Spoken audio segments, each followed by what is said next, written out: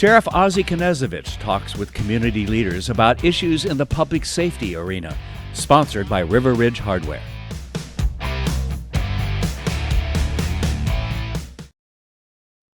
Well, welcome to the Sheriff's Report. Today we have in studio with us Fire Chief of Spokane Valley, Bryan Collins, and he's also the Executive Director of the Spokane Regional Emergency Communications Board. I'm the Vice Chair, and we're going to talk a little bit about what SHREC is, its history, and why it's being threatened by a House bill that was introduced by Representative Marcus Riccelli. That's House Bill 1155, and he did that for the city of Spokane under direction of Council President Bryan Beggs. This means something to you folks. This is a very important issue, and Bryan, how do you phrase what we're facing right now? What would be your thought? Well, I think, Sheriff, that it really is potentially puts our emergency communications system that was built through a regional process, regional taxation, regional collaboration, puts that at risk if this House Bill 1156 passes and becomes law, because that then carves out part of that money and does something else with it other than what the taxpayers approved it for. It's basically, the way I phrase it, and it's the way I've phrased it since 2008, when we were able to run the 1/10 sales tax issue within the Spokane region, and the voters overwhelmingly came back and said yes to that. I've had to defend this money from two separate city administrations, and now from Councilperson Bryan Beggs, his tried to take the money away. And I always remind folks, we made a promise. We made a promise to the taxpayer how we would use this money. And we're not going to break that promise. And that's my stance on this. I get so tired of government doing one thing or saying one thing and doing another. It irritates me. I don't like it, and I won't be part of it. So, this means something to you, the citizen, because we made a promise, right, and I think we should be keeping that promise. If we could bring up the first slide. This is a brief history of the emergency communications of 1/10 sales tax, and why we passed it in the beginning. And if we can advance that one. Ryan, you want to kind of take that one on? Yeah, so back in the mid-2000s to 2009 or so, the law enforcement and fire communication infrastructure was combined under SHREC. SHREC being, at the time, the radio communication system. We all got on board with that and built an infrastructure and a system that would allow for law enforcement, fire, EMS, everybody that needs to utilize that system to communicate with each other in a state-of-the-art manner. And frankly, the manner the public thought we were doing and really demands us to do.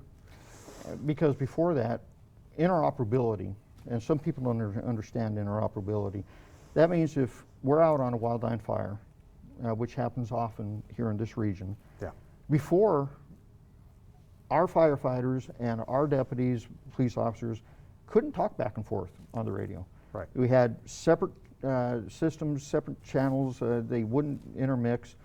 And our whole goal, because that was a major flaw on 9/11, it was deadly on 9/11, the entire profession, both fire and law, went, we have to fix this. We have to be able to talk.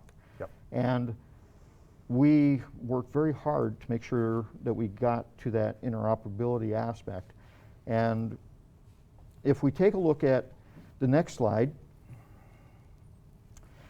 these are some of the components that went into that system. And Chief, Explain some of those components for her. Right, so if you look at the couple of categories of equipment, are all the radios that the responders use. That's their portable radios, the walkie-talkies, if you will, that they carry when they're outside their vehicles or out on an incident scene.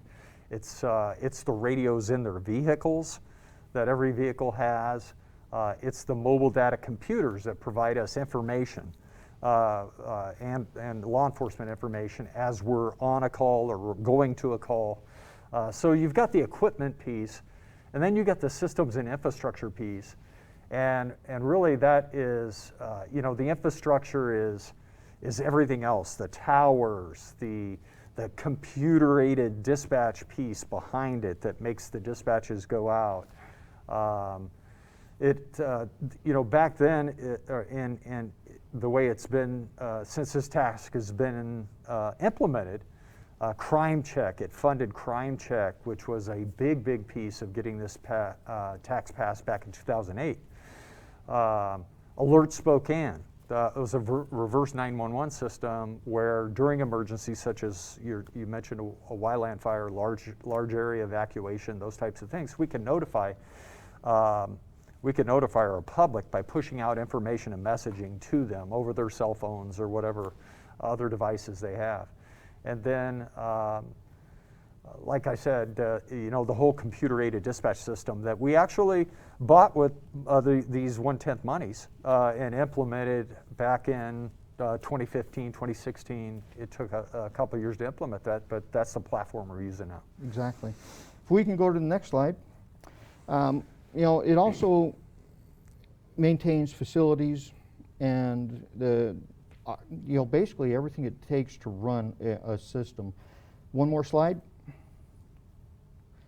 So why did you, the citizen, pass this tax? I'll tell you why.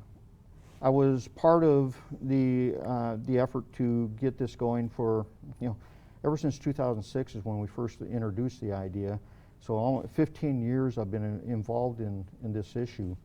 And you passed it because we, the elected leaders, and people like Chief Collins, the appointed officials, told you it would be used to rebuild a 50-year-old emergency communications network, the system, to bring Crime Check back, and Crime Check predated 911 in this area. People have a great attachment to it, and it gives law enforcement the ability to have people call in reports. It saves manpower. It gives the citizens a ability to report all crimes, and we're one of the very few regions, quite frankly, in the United States that have that type of robust crime reporting system. It also provided interoperability. We talked about that. Firefighters and law enforcement being able to talk back and forth during a disaster. And as Chief Collins mentioned, a 911 alert system. So Alert Spokane. Next slide. I wanted to show this slide because when we talked about rebuilding the emergency communication system, I think people have forgotten how bad the system was actually in, how bad a shape it was. The photo that you see there is a collapsed radio tower. And that happened around 2007, 2008. We had a snowstorm, and that tower actually came down, and it put the system out for a little while. We were able to reconfigure it and get it back up and running, but that was the state of it. We had towers that were in really bad shape. We had a system that I always compared to, basically being held together by bubble gum and duct tape. We really were in bad trouble. On top of that, the federal government was going to narrowband the frequencies, and we had no way to absorb that issue. Next slide. So, what did we do? We did everything that we said we would do. We did exactly what we said we would do, and we kept our promise. The problem is, since the time that tax passed, everybody has always looked at it as, oh, that's a pile of money we could use over here. We could take it and supplant that into the general funds. And I've literally had conversations with some mayors that went like this. Okay, Mayor, you want to do that? I'll pull a press conference. You can stand next to me, and we can we can explain. You can explain why we're going to lie to the citizens of this community. And good luck passing that initiative again, because we promised. We said we'd do one thing. Next slide. So, what's the issue now? Why are the chief and I talking to you about that? Chief, I want to kind of spell it out for him a little. Yeah, so after we passed the tax in 2017, and by the way, 82% of the voters voted for that. That's a super majority here in Spokane County, and they did that, by the way, because we said what we were going to do, and then we did what we said. Yep. And taxpayers will support you if you tell them what you're going to do, and then you actually do what you said you were going to do. We started to do all the things that you and I and others public safety leaders had told the taxpayers we were going to do with that money. Part of that was finishing off the regional communications dispatch system into one large regional center. And so we, in 2019, after a couple of years' work on that project, visiting centers all over the state, some of the best examples that we could find, across the state and narrowly across the country, hiring consultants.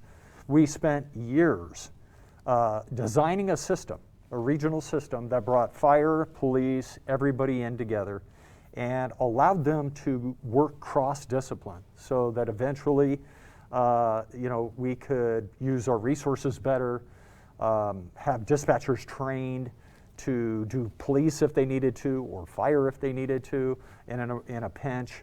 That was the goal, was to bring it together, and then also to during that process to improve our system. Our system was frankly not very good, as measured by outside experts, as measured by the folks that come in and accredit our fire agency. We had a lot of room for improvement. So we were able in 19 to start that process of bringing what is now known as SHREC together, all those agencies under one roof, with the exception of the city of Spokane, who chose not to be involved in that.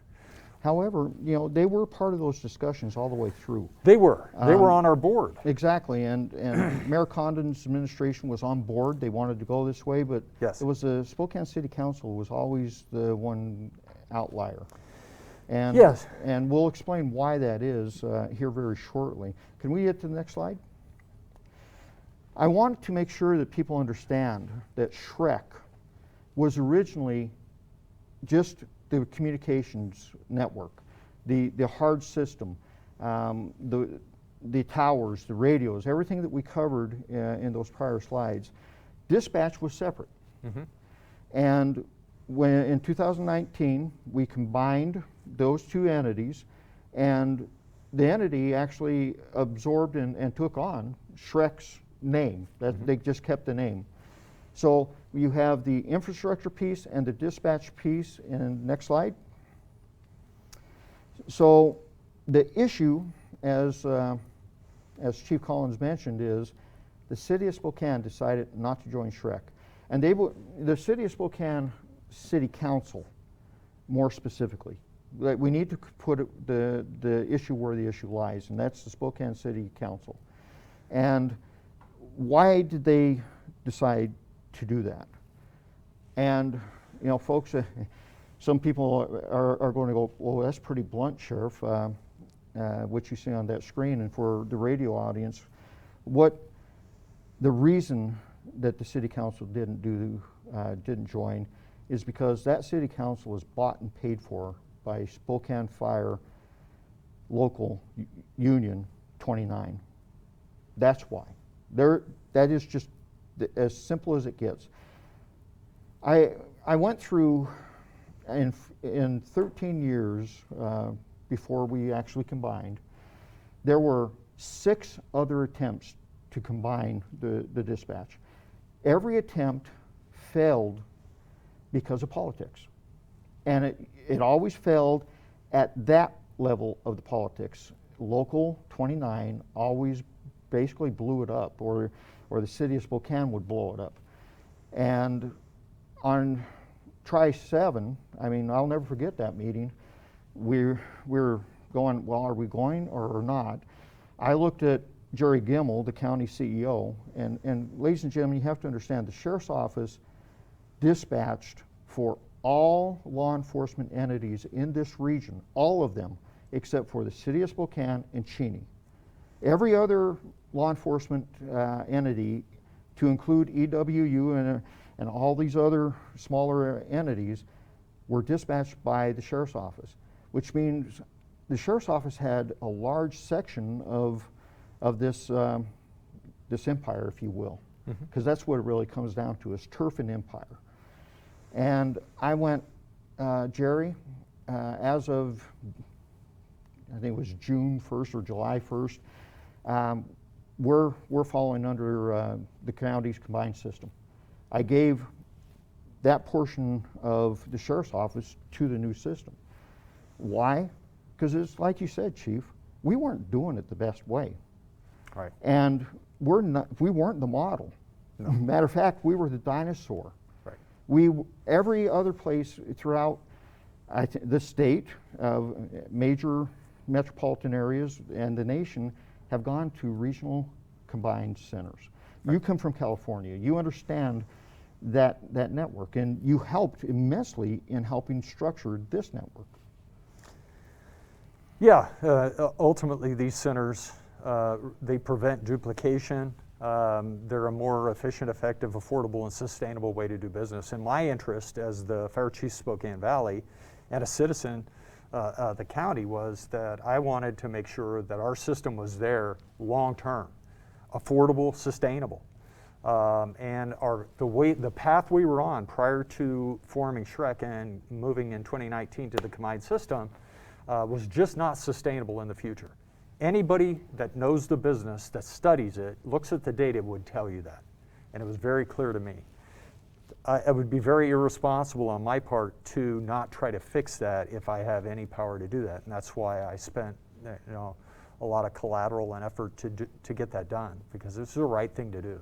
And the thing is, ladies and gentlemen, this discussion just didn't start 2 years before 2019. Like I said, 13 years we tried to do this, and for 5 to 10 years prior to that, the goal was always to move to the combination of these systems. Next slide. So now the city of Spokane wants to take their portion of this money, and Chief, can you kind of give us an idea what that means? What, why that's not so hot? Yeah. So there's a couple of issues here. One is the city wants to take the revenues that are generated within their city limits and return those to source, so to keep their own money that they generate within the city and not contribute to the larger countywide or regional system. Basically supplant their general fund. Yes, and for reasons that the city council knows, but I mean the reasons to us in the field, I mean we look at it and say, it's a revenue shortfall. If you're facing a revenue shortfall, they're looking for opportunities to find other revenue. That's a real problem with us taxpayers. Taxpayers are tired of government, in my view, of shifting revenues after they were told they were going to be for something and then they go to something else.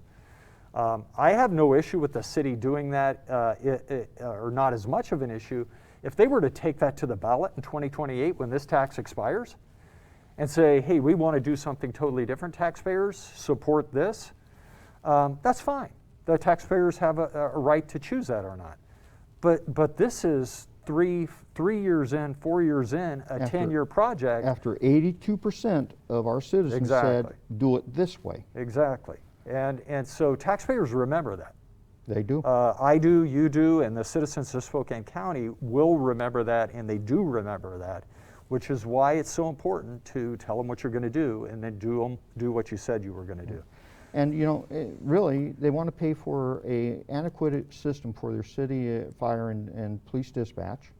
That means that we're going to break that promise that we made you, the citizen, And this puts the entire system at risk. And regionally, it puts the entire system at risk. Next slide. So, I put this slide in to make sure we drive this home. The 1/10 of 1% sales tax was not meant to be used for dispatch. It was not. It was meant for infrastructure. And I have beat that drum all the way through this, and the thing that really surprised me is Bryan Biggs was one of the citizen watchdogs when we first passed this tax and how we spent it. He knows this money should not be spent the way he wants to spend it.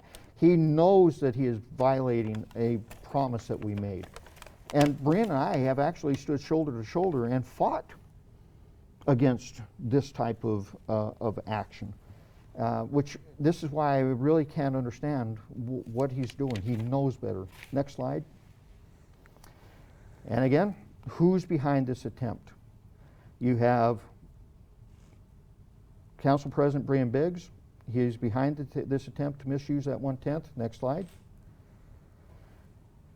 3rd District State Representative Marcus Riccelli, and he's working with Bryan to find a way to subvert the wishes of the voter in this community. Next slide. Councilwoman Candace Mumm is behind this attempt to misuse this money. One more. And Spokane Fire Local 29. Next slide. So, Representative Riccelli introduced House Bill 1155 in order to give the city of Spokane a way to take their portion of this 1/10 of 1% sales tax. Bryan, what does that really mean? Yeah, this is really an attempt to undermine what the voters and quite frankly the region has worked to build and what the voters said, go build. Right. So just for example, the impact of that, Sheriff, just in 2020, 2021 budget, 2 budget cycles, we had $15 million, almost, just short of $15 million allocated for capital expenditures with that 1/10 money. $15 million, that's maintenance. That's not a lot of new stuff. That's maintenance to keep our regional system running. If you take and carve out a large chunk of that and start returning it to individual cities, who's going to maintain that regional system? Nobody. I mean, you can't afford to. It's that expensive. This was a $50 million system to build, and it cost millions of dollars each year to maintain it. And unlike the old system, we can't use bubblegum and duct tape to keep this running because this is high-speed, state-of-the-art technology. And that within 5 years, we have to update continually. That is the life cycle. We won't have or be able to patch this thing for 15, 20 years trying to figure a new funding source. Right. Next slide. So, what does this really mean to you, the taxpayer? Next slide. Well, we built models of what it would look like and how much it would cost to run this new system. This is the model without the city of Spokane. Next slide. This is the model with the city of Spokane, and the next slide tells it all. If you look, you see that when the city of Spokane joins the system, they and the entire region's costs go down.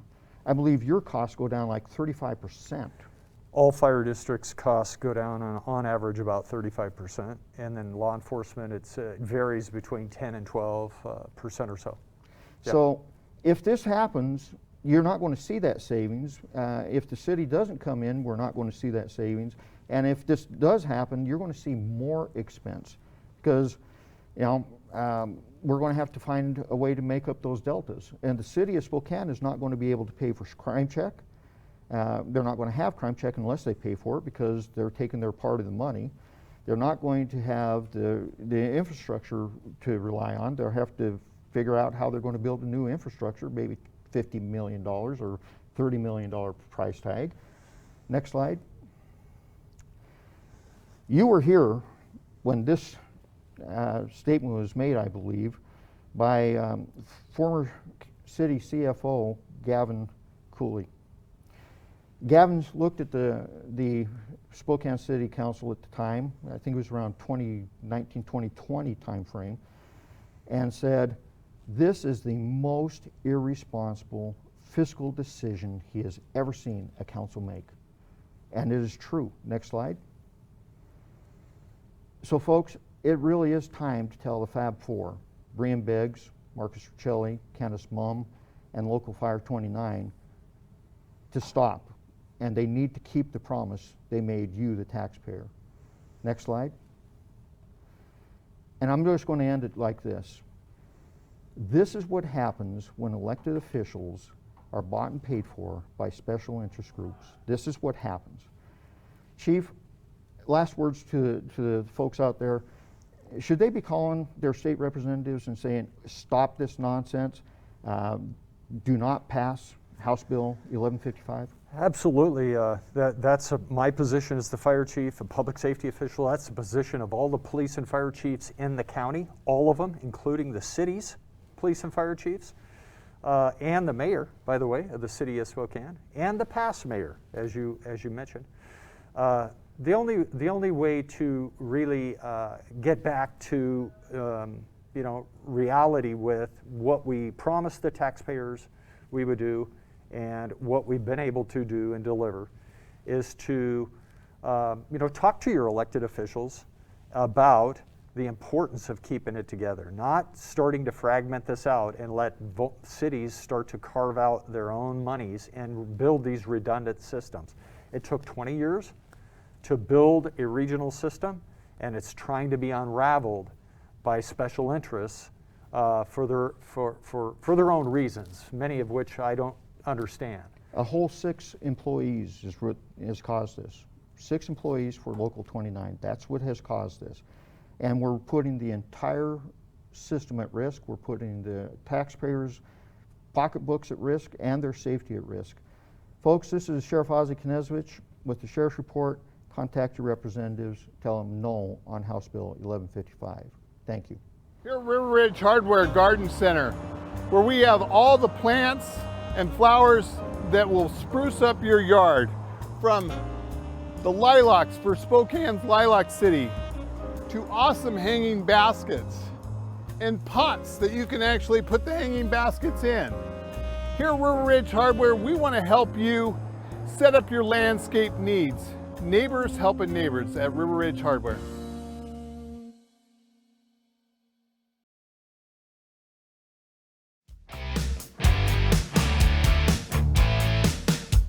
Thanks for watching. Ask the host a question, recommend a guest, or check out any of our other programs on Facebook, YouTube, Twitter, Apple Podcasts, Spotify, or SpokaneTalksMedia.com.